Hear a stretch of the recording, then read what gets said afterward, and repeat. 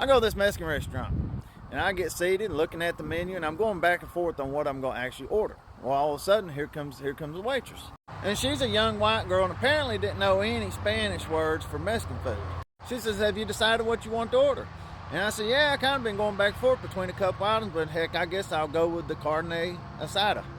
And she kind of stood there for a few minutes. I'm looking at the menu, and I happen to look back up at her, and she says, an aside of what? I said, just however it comes is fine.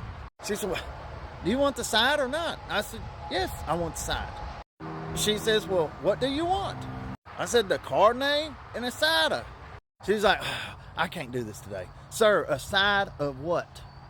I said, well, I don't know what to tell you. I've done told you whatever sides comes with it is fine.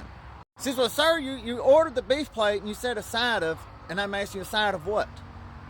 I said, the carne, asada, or a side of carne.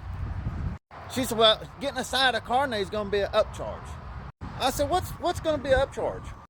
She said, a side of carne. I said, oh no.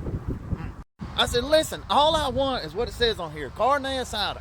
She said, so you don't want the sides? I said, yes, I want the sides. She says, asada what? I said, listen, just forget it. She said, so you don't want the carne and asada? I said, no, all I want is you out of my asada. She said, well, sir, calm down. You don't have to be rude. I said, ma'am, I'm not trying to be rude. I said, but I just can't put up with plain stupidness. Well, sir, I'm sorry. It's just my second week here. I said, well, man, did they train you anything? Or at least supposed to have to learn the menu? Or, you don't even know the basic names of the Mexican food? She said, oh, yeah, I was supposed to learn the menu, but I was also on spring break that week, so I kind of didn't get to. I was like, all right, listen, here, I'll give you a break. I'm not trying to give you a hard time. I said, here, just take a picture of that and take it back here to the cook. Surely he'll know what I want.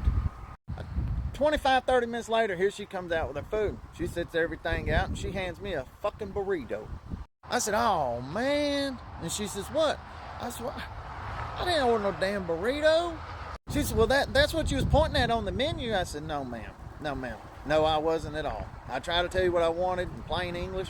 You didn't understand. I was just trying to help you out, but that's not what I wanted. Please, just take it back and take it off the ticket. She's like, oh, gosh, now I've got to go get my manager. You're such a male Karen. I said, listen here, I didn't tell you to go get your manager. Then, no, but you're wanting to take it off your ticket, and the only way I can do that is by getting my manager. Oh, boy, I said, listen here. I said, you know what? Just leave the damn thing right there. I'll pay for it, but I'm not eating it. When I leave, you could take that burrito, and you and your manager could shove it up each other's ass. About that time, I guess the manager done heard, or either one of the waitresses went back and told the manager, here he comes. Sir, what's the problem? What seems to be the problem? And I explained the whole ordeal to him. He's like, well, hold on. He said, if you'll be patient, he said, I'll take it back here and I'll fix it myself and give you the dish you wanted. I said, patience? Hell, I ought to be a doctor as much patience I've done had up in this motherfucker. Oh, sir, now don't be using profanity. I said, listen, I'm trying to calm down. Just give us a check for what I owe and we'll be on out of here. And the waitress is going to act all nice then in front of the manager. Sir, you might as well, you're already here. You might as well just let us make this right. I said, you listen here. I gave you a many a chance to try to make it right. So you might as well make like Elsa from Frozen and just let it go. Let it go. He still brought me a check out for what everybody else had to eat, which is fine. I paid it, and I paid exactly what I owed. As I was walking out, the waitress is going to try and embarrass me and say, that guy don't tip. Sir, you didn't leave a tip. Oh, boy, I turn around and I say, hey, here's your tip. You need to learn how to read a damn menu.